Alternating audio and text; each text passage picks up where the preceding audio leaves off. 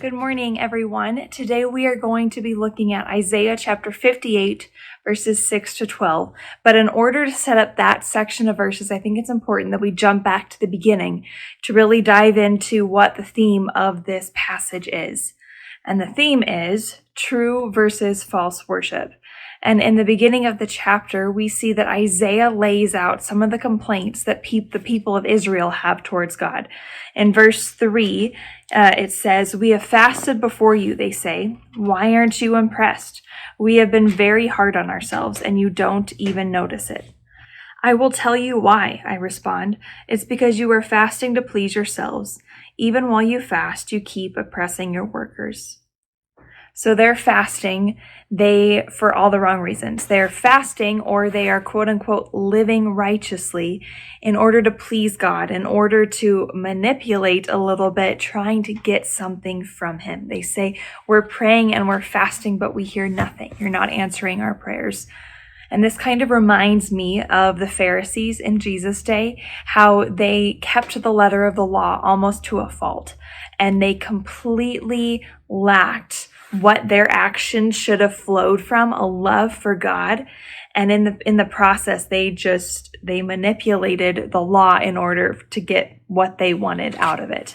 In verses 6 to 9 of Isaiah 56 or 58, we see this. "No, this is the kind of fasting I want.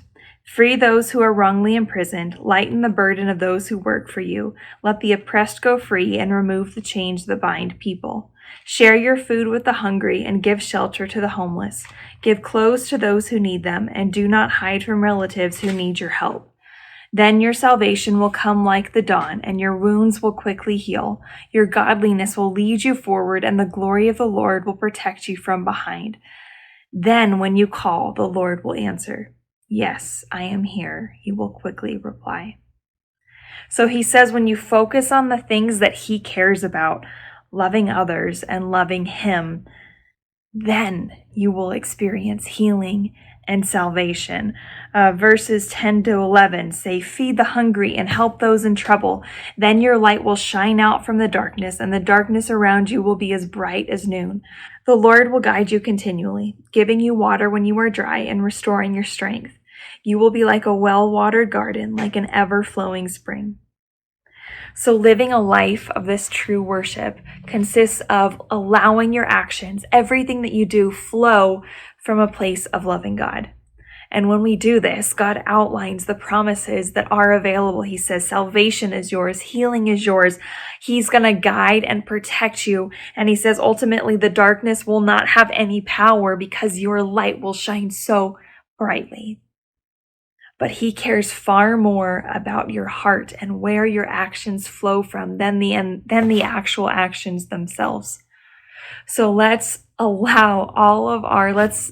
focus our hearts on Jesus and allow all of our actions to flow from loving Him and loving others. That's our mission. Grace and peace to you. I hope that you have a great day, and I will see you next time.